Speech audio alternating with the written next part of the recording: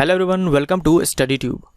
Railway परीक्षा 2019 के लिए फिजिक्स का न्यूमेरिकल देखने के बाद इस वीडियो में मैं आपके लिए लेकर आया हूं केमिस्ट्री का न्यूमेरिकल। ये बिल्कुल 100% उसी पैटर्न पर होगा जो 2018 में पूछा गया था, बिल्कुल भी इधर उधर नहीं, एग्जैक्ट 2018 वाले पैटर्न पर। और कुछ सवाल को मैंने इसमें डाल भी दिया हुआ है जो 2018 में पूछा गया था, ताकि आपको एक एग्जैक्ट आइडिया लग सके कि किस तरह के सवाल पूछे गए हैं। कुछ फिक्स टाइप्स है न्यूमेरिकल का केमिस्ट्री के सेक्शन से जो कि पूछे गए हैं बार बार, तो आप बस इतना करके जाओ, सफिशिएंट है। और मैंने न्यूमेरिकल को एक सिस्टमेटिक वे में सेट किया हुआ है, ठीक है। लाइन बाय लाइन मैंने सीरियल वाइज इसको सेट किया हुआ है ताकि आपको चीज़ें आसानी से और क्लियरली आपको समझ में आए। इसलिए हर सवाल को आप गौर से पढ़ना कि सवाल में क्या पूछा गया था, पिछले सवाल में क्या पूछा गया था, इस सवाल में क्या पूछा गया है। थोड़ा थोड़ा सा चेंज है और आंसर अलग अलग आएगा, तो आप इस चीज़ का आप अच्छे से ध्यान रखना। तो एक तो इस तरह का सवाल पूछा गया है आपके एग्जाम में बहुत सारा, कि एक तत्व के नाभिक में 15 प्रोटॉन है, 22 न्यूट्रॉन है, इसकी द्रव्यमान संख्या क्या है। तो द्रव्यमान संख्या क्या होता है? प्रोटॉन की संख्या, न्यूट्रॉन की संख्या आपस में जोड़ दो, यही होता है द्रव्यमान संख्या। जो नाभिक होता है परमाणु का, उसी में क्या होता है? प्रोटॉन होता है और न्यूट्रॉन होता है। तो इस दोनों को जोड़ दो तो आ जाएगा द्रव्यमान संख्या। इसे हम ए से डिनोट करते हैं। तो 15 और 22 को जोड़ोगे 37 आएगा। कभी आपको प्रोटॉन की संख्या ना देकर के परमाणु संख्या दे दे तो बात एक ही है, परमाणु संख्या बराबर प्रोटॉन की संख्या होता है। तो ये आपके एग्जाम में पूछा गया था 2018 में। नेक्स्ट है, एक तत्व के समस्थानिक की द्रव्यमान संख्या 298 है, यदि इसके नाभिक में 188 न्यूट्रॉन है तो इसकी परमाणु संख्या क्या है। अभी मैंने आपको बताया कि द्रव्यमान संख्या निकालने के लिए न्यूट्रॉन की संख्या और प्रोटॉन की संख्या को ऐड करते हैं, यानी कि परमाणु संख्या को ऐड करते हैं। इसमें आपको परमाणु संख्या पूछा है, द्रव्यमान संख्या दिया हुआ है, तो हम लोग क्या करेंगे, 298 में से 188 को माइनस कर देंगे, तो यहाँ से आ जाएगा 110। ये भी सवाल जो है आपके 2018 में पूछा हुआ है एलपी के। तो इस तरह के सवाल कई सारे पूछे गए हैं आपके एग्जाम में। नेक्स्ट है, एक मोल किसके बराबर होता है। ये आपको कुछ नंबर्स दे रखा है, आपको बताना है कि किसके बराबर होता है। एक दर्जन किसके बराबर होता है, आप बता सकते हैं? एक दर्जन, कोई भी चीज अगर एक दर्जन होता है तो संख्या में कितना होता है? वो 12 होता है। यानी कि एक दर्जन कोई वस्तु है, कोई चीज है, तो वो संख्या में कितना है? 12 है। जैसे एक दर्जन पेन मैं बोलूँ, आप बोलेंगे कि 12 पेन। मम्मी बोलेगी बाजार से एक दर्जन केला खरीद कर लाना, आप लाओगे 12 पीस केला खरीद करके, यानी एक दर्जन बराबर संख्या में इतने। ठीक वैसे ही यहां दर्जन हटा दो, मोल लगा दो। एक मोल अब आपको वस्तु खरीदना है, यानी कि संख्या में कितना खरीदना है? संख्या में आपको खरीदना है 6.022 इंटू 10⁻23, इतना संख्या में खरीदना है आपको। एक मोल एटम बोलेगा यानी संख्या में इतने एटम्स। एक मोल आयंस बोलेगा, संख्या में इतने आयंस। एक मोल मॉलिक्यूल अणु बोलेगा, संख्या में इतने अणु। इसे Na से डिनोट करते हैं या फिर N0 से डिनोट करते हैं। A4 यहाँ होता है एवोगाड्रो, ठीक है, एवोगाड्रो, इसे बोलते हैं एवोगाड्रो नंबर। Na का मतलब होता है एवोगाड्रो नंबर। तो एक मोल किसके बराबर? एवोगाड्रो नंबर के बराबर। और एवोगाड्रो नंबर कितना होता है? तो ये इतना होता है। बी इसका राइट आंसर है।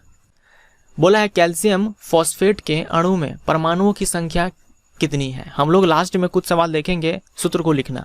यहां मैं डायरेक्ट लिख रहा हूं कैल्शियम फॉस्फेट का सूत्र, Ca3PO4 का होल ट्वाइस। यह है कैल्शियम फॉस्फेट का सूत्र। यह कैल्शियम फॉस्फेट का एक अणु है। अणु जो है परमाणु से मिलकर बनता है, तो यही पूछा है कि कैल्शियम फॉस्फेट का एक अणु में कितने परमाणु है, यानी कैल्शियम फॉस्फेट का एक अणु कितने परमाणु से मिलकर बना हुआ है।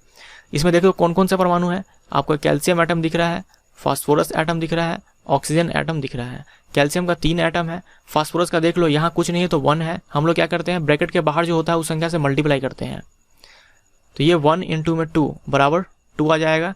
फिर यहाँ 4 इंटू में 2, 4 इंटू में 2 ये 8, तो यहाँ से टोटल आ गया 13।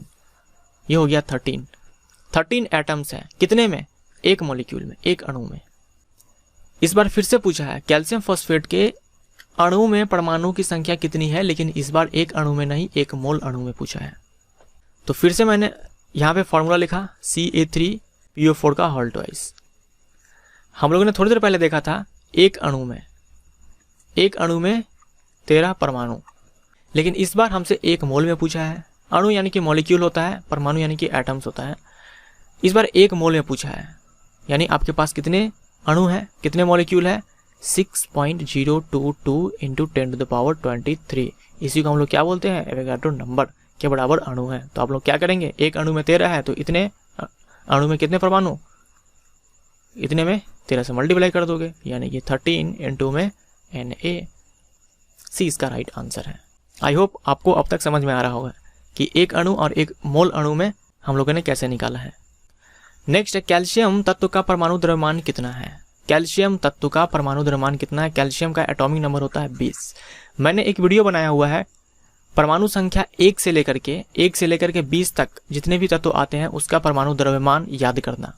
बड़ी आसानी से आपको 2 मिनट में याद हो जाएगा। मैंने 4 से 5 मिनट का वीडियो बनाया हुआ है, उसे मैंने आपको समझाया हुआ है। 2 मिनट में आपको याद हो जाएगा 1 से लेकर के 20 तक के परमाणु द्रव्यमान, और ये आपको याद होना चाहिए अच्छे से। आपको ऊपर में एक आई बटन दिखेगा, आप इस पर क्लिक करें और उस वीडियो को आप जरूर देखें। वीडियो पे लिखा होगा परमाणु द्रव्यमान। तो कैल्शियम तत्व का परमाणु द्रव्यमान होता है 40, 23 होता है सोडियम का, 35.5 क्लोरीन का होता है, और सल्फर का होता है 32। यहाँ अगर कुछ नहीं लिखा हुआ है यूनिट तो आपको लेकर चलना है AMU या फिर U, एटॉमिक मास यूनिट या फिर यूनिफाइड मास।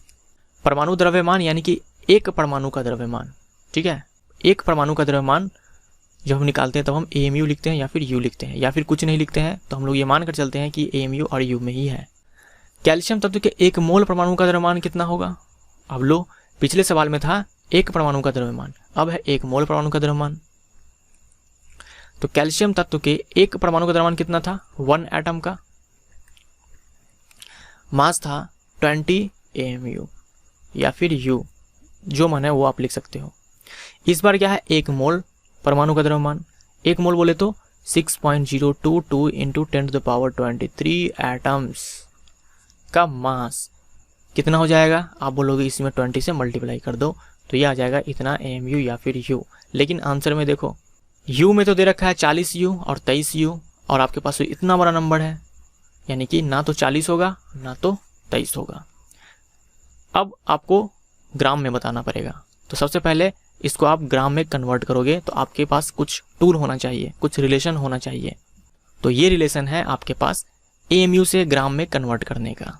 यानी कि अब क्या करोगे, इसमें आप 6.022 इंटू 10⁻23 इंटू में 20 इंटू में 1.66 इंटू में 10⁻24 ग्राम, इसको आप सॉल्व करोगे। सॉल्व करने के बाद आपका आंसर आएगा 40 ग्राम। यहाँ पर थोड़ा करेक्शन कर लो, 40, ठीक है 40। ये 20 इसका परमाणु संख्या होता है, आपको यहाँ 40 करना है, ठीक है। तो लगभग में आपको 40 ग्राम ही मिलेगा। लेकिन हमको इतना नहीं करना है, हमें इस तरह के सवाल को इतना नहीं ले जाना है कि पहले हम इतना में मल्टीप्लाई करेंगे फिर इसको कन्वर्ट करेंगे ग्राम में। आपको करना क्या है, जब भी आपसे 1 मोल पूछे, 1 मोल परमाणु का द्रव्यमान, 1 मोल का द्रव्यमान हम लोग हमेशा ग्राम में ही बताते हैं पहले, तो ये फिक्स कर लो आप। AMU में होगा ही नहीं, 1 मोल का पूछेगा तो आपको ग्राम में ही बताना है, क्योंकि आप खुद देख पा रहे हो कि कितना बड़ा हमें संख्या मिलता है AMU में, तो ग्राम में रहेगा वो। तो U वाले को तो आप पहले काट सकते हो। उसके बाद ग्राम में कितना होगा, तो जितना AMU में होता है, जितना AMU यानी जितना एक परमाणु का द्रव्यमान होता है, जैसे 1 परमाणु का द्रव्यमान U है, बस यहाँ से U हटा दो और इसके जगह पर ग्राम लगा दो।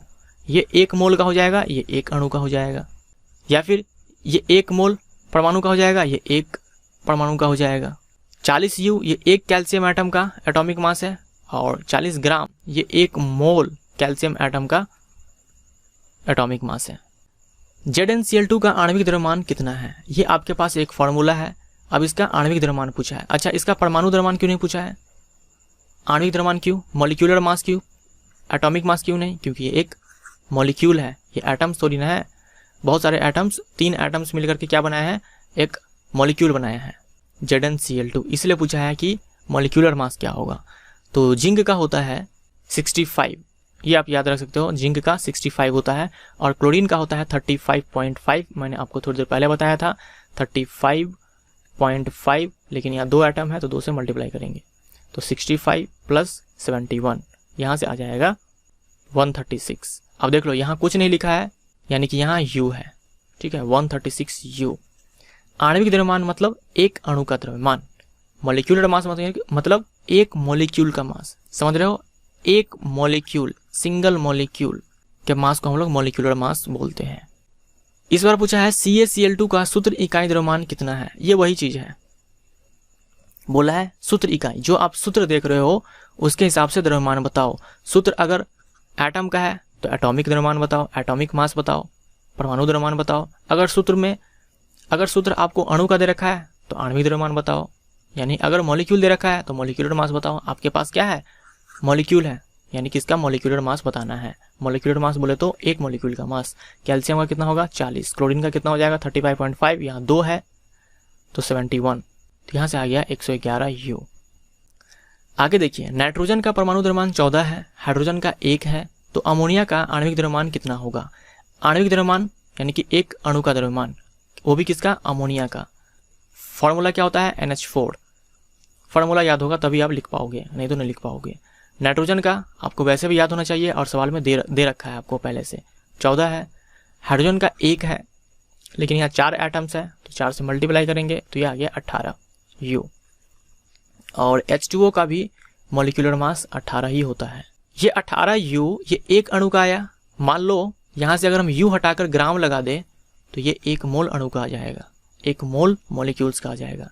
यहाँ 18 है मतलब एक पानी के 1 मॉलिक्यूल का द्रव्यमान। अगर हम यहाँ 18 ग्राम कर दें, ये पानी के 1 मोल अणु का द्रव्यमान हो जाएगा। और याद रखिएगा 1 मोल का जो द्रव्यमान होता है उसे हम लोग मोलर मास बोलते हैं, ठीक है। मोलर मास यानी कि 1 मोल का मास। वो एटम भी हो सकता है, मॉलिक्यूल का मास भी हो सकता है, कुछ भी हो सकता है। इसी तरह से मोलर वॉल्यूम होता है, मोलर वॉल्यूम यानी कि 1 मोल का वॉल्यूम, 1 मोल का आयतन। आगे देखो, नाइट्रोजन का परमाणु द्रव्यमान 14 है, हाइड्रोजन का 1 है, तो अमोनिया के 1 मोल अणु का द्रव्यमान कितना होगा। तो हम लोगों ने अभी देखा कि अमोनिया का कितना होता है 18 U या फिर 18 AMU। ये सिंगल मॉलिक्यूल का है, 1 मॉलिक्यूल का है। अब इस बार आपसे पूछा 1 मोल अणु का द्रव्यमान, तो आप क्या करोगे, बस UAMU का हटाओ, ग्राम लगाओ, 18 ग्राम इसका राइट आंसर। यानी 18 ग्राम क्या हो गया इसका मोलर मास, 1 मोल का मास। पानी का मोलर द्रव्यमान कितना होगा, यानी कि मोलर मास कितना होगा, तो बता दो। मोलर मास पूछा, मोलर द्रव्यमान पूछा, यानी कि 1 मोल का पूछा है, 1 मोल का द्रव्यमान। अब ये 1 मोल का द्रव्यमान, तो ये आणविक द्रव्यमान या परमाणुक द्रव्यमान, क्योंकि पानी एक मॉलिक्यूल है इसलिए 1 मोल अणु का द्रव्यमान। तो मॉलिक्यूलर मास कितना होता है पानी का 18 U होता है। अब 1 मोल का पूछा तो U हटा दो और ग्राम लगा दो, तो 20 का राइट आंसर। आई होप आपको चीज़ें समझ में आ रही होगी कि कैसे कैसे सवाल बन रहा है, कैसे सिंगल मॉलिक्यूल का निकल रहा है और कैसे 1 मोल मॉलिक्यूल का निकल रहा है। आगे देखते हैं, ऑक्सीजन के 1 अणु का द्रव्यमान है, ऑक्सीजन के 1 अणु, अगर हम सिर्फ O लिखते हैं तो ये हो गया ऑक्सीजन एटम, अगर हम O2 लिखते हैं तो ये हो गया मॉलिक्यूल ऑक्सीजन का। तो पूछा है 1 अणु का द्रव्यमान, तो क्या हो जाएगा, इसमें टोटल 2 एटम्स है ऑक्सीजन का, और ऑक्सीजन के 1 एटम का मास होता है 16, तो यहाँ से आ जाएगा 32 U या फिर AMU। लेकिन ये क्या, आंसर में तो आपको ग्राम में दे रखा है और इतना बड़ा बड़ा नंबर है, आपके पास तो सिर्फ ये है। तो अब क्या करेंगे, फिर से हम लोग क्या करेंगे, इस टूल का यूज करेंगे, इस रिलेशन का यूज करेंगे। हम लोग इसी 32 में 1 AMU बराबर इतना से मल्टीप्लाई करेंगे, 1.66 इंटू 10⁻⁻24 ग्राम। इसको मल्टीप्लाई करके देखोगे आपका आंसर B आएगा। या फिर आप ऐसे भी सोच सकते हो कि ऑक्सीजन का मोलर मास कितना होगा, मोलर मास यानी कि 1 मोल का मास, मोलर मास ये हो जाएगा 32 ग्राम, यहाँ से U हटा करके ग्राम लगा देना है। मोलर मास बोले तो कितने अणु का मास, 6.022 इंटू 10⁻23 मॉलिक्यूल का मास, यह 32 ग्राम। तो यहाँ से 1 का मास आ जाएगा 32 डिवाइडेड बाई 6.022 इंटू 10⁻23 ग्राम। तो इस तरह से आप यूनिटरी मेथड से लगा सकते हो, या फिर मैं तो कहूँगा आप इसको डायरेक्ट रट करके रखो, ये इंपॉर्टेंट है। आपसे डायरेक्ट सवाल में पूछा जा सकता है कि 1 AMU कितने ग्राम के बराबर होता है, पानी के 1 मोल में कितने अणु मौजूद हैं। तो अब तक तो आपको अच्छे से समझ में आ गया होगा। जैसे ही बोला 1 मोल यानी कि संख्या में इतने 6.02 इंटू 10⁻23 अणु, 20 का राइट आंसर है। अगला सवाल है 64 ग्राम सल्फर में मोल की संख्या कितनी है। तो मोल की संख्या निकालना हो तब आपको क्या करना है, आपको सवाल में कुछ मास दिया होगा, द्रव्यमान दे रखा होगा पहले से, ठीक है, और बटे में उसमें भाग लगा देना है आपको उसका जो आणविक द्रव्यमान हो या फिर परमाणुक द्रव्यमान हो, यानी कि मॉलिक्यूलर मास हो या फिर एटॉमिक मास हो। ये डिपेंड करता है कि आपको सवाल में क्या दे रखा है। अगर एटम है तो डिवाइड करेंगे एटॉमिक मास से, अगर मॉलिक्यूल है तो डिवाइड करेंगे मॉलिक्यूलर मास से। तो नंबर ऑफ मोल्स बराबर हम कैसे निकालेंगे, दिया गया द्रव्यमान, वो भी किसमें, ग्राम में। तो मैंने यहाँ लिख दिया 64, ये ऑलरेडी ग्राम में आपको दे रखा है, डिवाइडेड बाई आणविक द्रव्यमान या फिर परमाणु द्रव्यमान। तो सल्फर एक एटम है यानी कि परमाणु द्रव्यमान, तो सल्फर एटम का 32 U होता है, एक एटम का मास 32 U होता है। लेकिन हमें क्या करना है, यहाँ पर 32 ग्राम में लिखना है। तो ये ऊपर भी ग्राम था, नीचे भी ग्राम है, यहाँ से आ गया 2, यानी कि 2 मोल। 64 ग्राम सल्फर 2 मोल के बराबर होता है। जो नीचे आप आणविक द्रव्यमान देख रहे हो या फिर परमाणु द्रव्यमान देख रहे हो, ये क्या है, ये मोलर मास है, यानी 1 मोल का मास है। इस बार दे रखा है 60 ग्राम हीलियम में मोलों की संख्या क्या होगी। तो 60 ग्राम हीलियम में मोलों की संख्या कितना हो जाएगा, मोल की संख्या निकालेंगे तो दिया गया द्रव्यमान ग्राम में बट्टे में मोलर मास। तो हीलियम का मोलर मास हो जाता है 4 ग्राम। तो यहाँ लिखेंगे 4 ग्राम, यहाँ से आ जाएगा 15, यानी कि 15 मोल। मोल का स्पेलिंग हम लोग MOLE भी लिखते हैं और MOL भी लिखते हैं, दोनों सही है। 540 ग्राम ग्लूकोज में उपस्थित मोलों की संख्या कितनी है। तो क्या हो जाएगा, नंबर ऑफ मोल्स बराबर कैसे निकालेंगे, दिया गया द्रव्यमान, इस बार 540 दे रखा है, और बट्टे में मोलर मास। लेकिन इस बार चाहिए ग्लूकोज का मोलर मास। अब ग्लूकोज का आपको याद रखना पड़ेगा। एक तो फार्मूला अगर आपको नहीं याद है तो C6H12O6, और इसका मोलर मास आप निकालोगे तो 180 ग्राम आएगा। कैसे आएगा, कार्बन का यहाँ 6 एटम्स हैं और कार्बन के 1 एटम का मास होता है 12। हाइड्रोजन का यहाँ 12 एटम्स हैं और 1 का मास होता है 1, प्लस ऑक्सीजन का यहाँ 6 एटम्स हैं और 1 का मास होता है 16, यानी कि ये आ गया 72, ये आ गया 12, ये आ गया 96। इसको हम सॉल्व करते हैं, ऐड करते हैं, तो यहाँ से आ जाएगा 180 U। लेकिन 180 U लिखेंगे तो ये 1 मॉलिक्यूल का मास होगा, और हमें चाहिए होता है मोल निकालने के लिए बटे में मोलर मास, यानी कि 1 मोल मॉलिक्यूल का मास। तो इसको U हटा करके क्या करेंगे, ग्राम लगा देंगे। इसीलिए मैंने बोला कि मोलर मास 180 ग्राम होता है। ये आपको डायरेक्ट याद रखना होगा, आप इसको डायरेक्ट याद रखो, याद रखते हैं तो अच्छा होगा। तो यहाँ से 3 इसका राइट आंसर है। नेक्स्ट देखो, एक इस तरह का सवाल पूछा गया था आपके एग्जाम में, थोड़ा डिफरेंट टाइप का, कि स्टैंडर्ड टेम्परेचर प्रेशर पर गैस X के 10 ग्राम का आयतन 5.6 लीटर है, X का आणविक भार क्या है। तो हम लोगों ने अभी पढ़ा था मोल की संख्या बराबर ये फार्मूला, कि मोल की संख्या बराबर दिया गया द्रव्यमान 10 है ग्राम में और बटे में मोलर मास। तो मोलर मास में मान लेता हूँ कि W है, M मान लेता हूँ मोलर मास कैपिटल M, और ये होगा ग्राम में और ये भी होगा ग्राम में। अगर हमें मोलर मास मिल जाए किसी तरह से तो ग्राम हटा करके U लगा देंगे, वही हो जाएगा मॉलिक्यूलर मास। और मोल का एक और फॉर्मूला भी होता है, देख लो, ये होता है मोल्स बराबर गिवन वॉल्यूम बटे में मोलर वॉल्यूम। मोलर वॉल्यूम यानी कि 1 मोल का वॉल्यूम, और जब भी STP बोले यानी कि टेम्परेचर 273 केल्विन, प्रेशर 1 atm, और मोलर वॉल्यूम 22.4 लीटर, ये फिक्स है। तो अब हमारे पास एक और फॉर्मूला आ गया मोल का, कि गिवन वॉल्यूम, देखो given volume 5.6 litre divided by molar volume 22.4। बस अब इस दोनों को आपस में इक्वेट कर दो। इक्वेट करके देखिए आपका आंसर आएगा 40।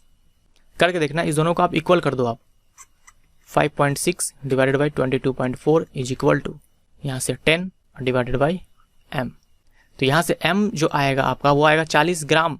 ये हो गया मोलर मास, हमें चाहिए मॉलिक्यूलर मास, तो यहाँ से ग्राम हटा दो। तो अब आप याद रखेंगे कि मोल की संख्या का 2 फार्मूला होता है, एक ये और एक ये।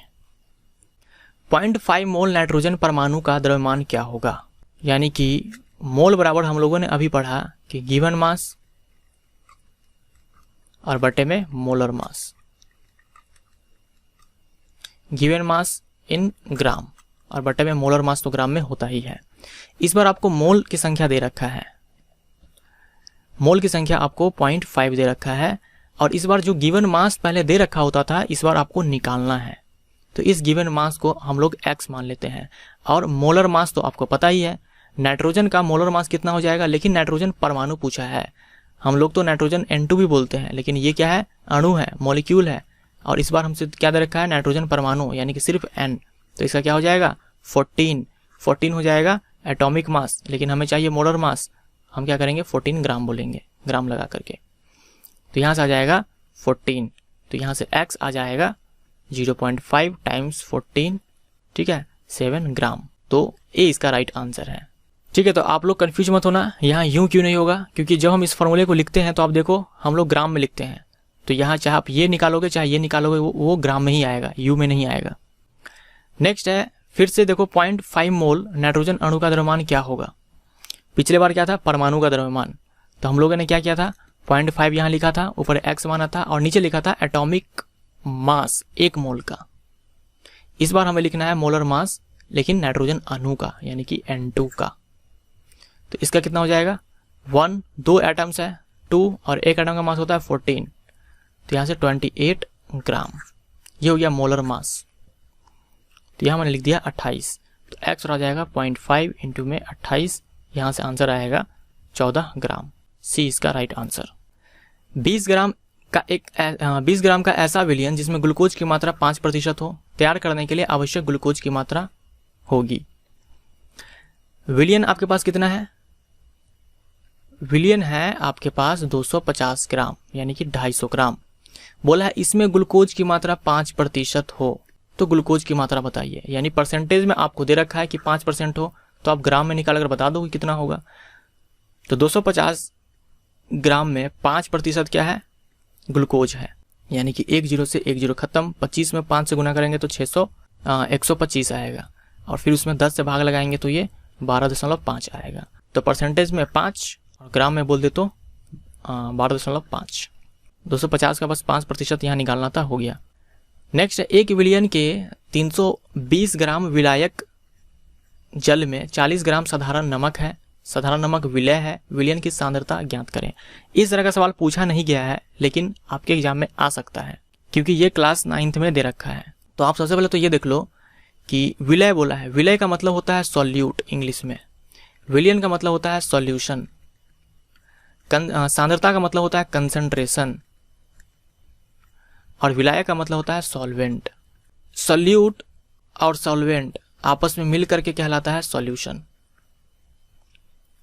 और सॉल्यूट किसको बोलेंगे, सॉल्वेंट किसको बोलेंगे, तो दो चीज जब आपस में मिलेगा तो जिसका क्वांटिटी ज्यादा होगा उसको हम सॉल्वेंट बोलेंगे, जिसका क्वांटिटी कम होगा उसको सॉल्यूट बोलेंगे। तो कंसंट्रेशन बराबर देखो क्या होता है, कंसंट्रेशन ऑफ सॉल्यूशन ये होता है मास ऑफ सॉल्यूट बट्टे में मास ऑफ सॉल्यूशन और गुने में 100। आपको देखो क्या क्या दे रखा है, हमें चाहिए कंसंट्रेशन, मास ऑफ सॉल्यूट तो दे रखा है 40 ग्राम, जो सॉल्यूट है साधारण नमक है और पानी क्या है, सॉल्वेंट है, तो 40 ग्राम हमें सॉल्यूट दे रखा है, मैंने लिख दिया यहाँ पे 40।